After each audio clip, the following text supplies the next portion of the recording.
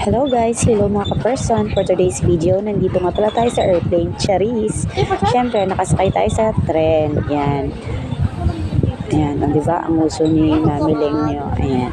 Meron tayong pupuntahang lugar. Ayan. Maghahanap tayo ng work. Yes. Job hunting tayo for today's video. Yan. Meron na tayong agency na pupuntahan. Ito yung pinakamadaling way na transportasyon na magagamit natin papunta dun sa agency. Kaya yan, sakay tayo airplane, Charis, sakay tayo tren. Ayan.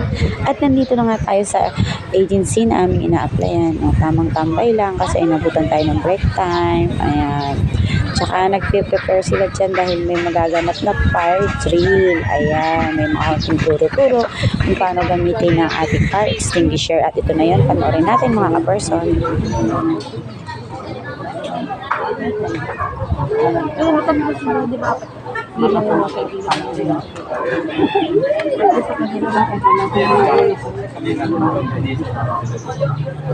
Hindi po lang tayo nakatin kanina ng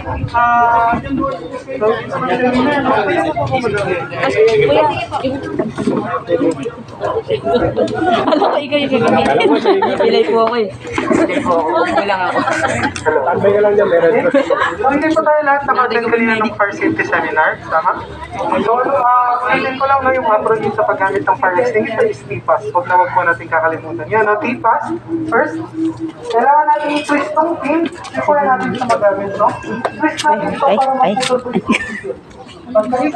Yung tali. Yan o, yung tali. Iti-twist. Kapag napunta na tayo natin sa ito, then pull. Hilahin na natin siya. Hilain. Kapag nahila nyo na siya, hayaan nyo na po yung pin. Huwag nyo na siyang hawakan. Baka yun pa yung ikapanik nyo.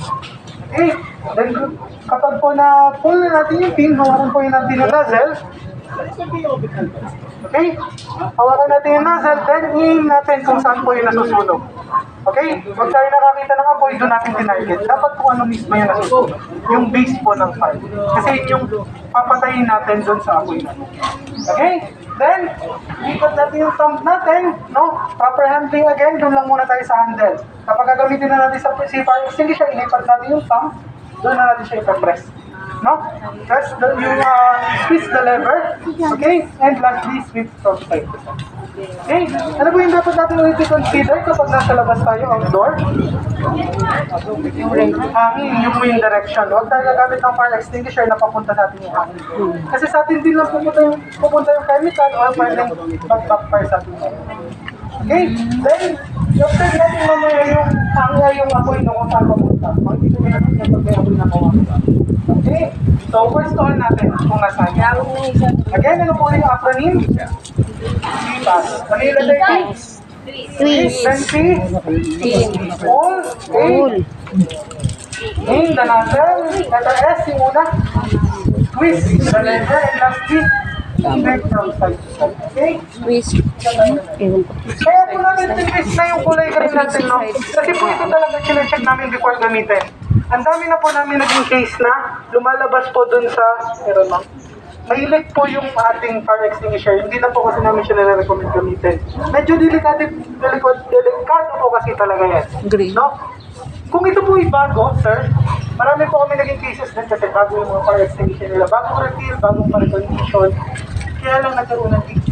No? Pa-check agad natin sa supplier. Magkano tayo sa supplier natin. Okay? Paano natin yan? Kasi for your safety yan, sir. Once na ginamit mo yan at dyan lumabas yung chemical niya, tumama sa mata natin, medyo delikado po yan. Lalo na yung green natin. No, meron kami naging case, hindi ko naman sa tinatakot po kayo. Pinadala po namin sa ospital yun kasi yung tumama po sa mata niya. Ngayon, hindi na po siya nagluluha, no? Kasi nag-scar na po yung mata niya. Namumula na lang siya. So, delikado po talaga ito. Kaya kailangan natin ng doble ingat sa paggamit ng fire. Okay? Pero ang gagamitin naman natin ngayon, ito, dry chemical. So, i-observe na lang natin, no? Medyo makapal po yung usok nito o yung residue niya. Okay? So, tingnan nyo mamaya pag ginamit natin siya. Kung bakit natin siya, not necessary, hindi nire-recommend indoors, pero mas maganda talaga indoor yung kulay green natin. Kasi ito po sobrang kapal ng residue. Okay, so sino po yung mga volunteers natin na gagamit ng fire? Kaya Nay, dito kayo banda, dito kayo banda kasi nangangin mapupunta kasi dyan. May apoy, may apoy. Ewa bata. Dito kayo man. Okay, nakalakad na ako. Magaling ka na. Amen. Galing na ako, Dapat magaling. tayo sa'yo para makita natin yung pagano. Diba ito yung abutin ng apoy dyan? Gusto ko makita yung pagpatay niya. Sige, ma'am. Tasha, Ma'am, assume nyo na meron pong si ma'am. yung gagawin natin. Papunta rito yung ma'am.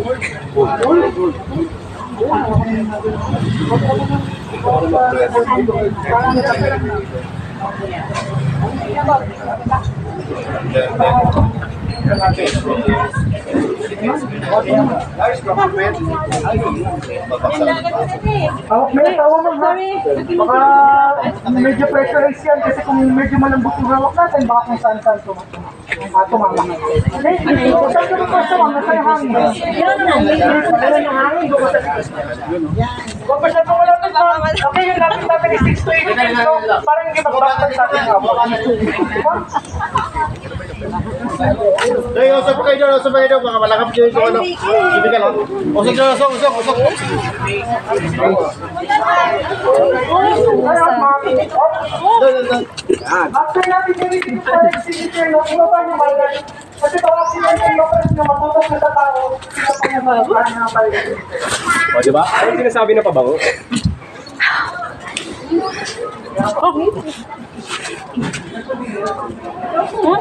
Aga naman natin mag-training. Charot lang. Hindi, mababawasan na daw ng tradition. Bawas na bansa. Imagine natin, gamitin natin sa crossroom. Anong mangyayari? Sobrang masusuffocate. Suffocate.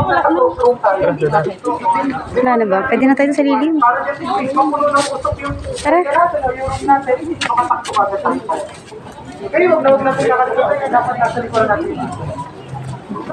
Nabanggit ko na rin to kanina, please, yung mga fire extinguisher natin, huwag natin masyadong mahalin. Tanggalin po natin sa mga plastic. Kasi yung tipas natin, matadagdagan talaga ng R. Kailangan mo natin i-remove yung plastic before natin sa mga Balik kayo dito kasi ano yung usok kasi. Malalakap yan. So, itatry natin gamitin yung green or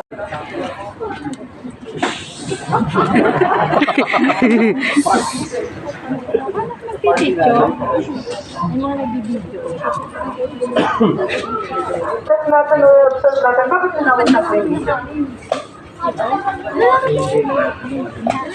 Kung malaki yung binibigay ng message or hindi sa batong ipag-ingat.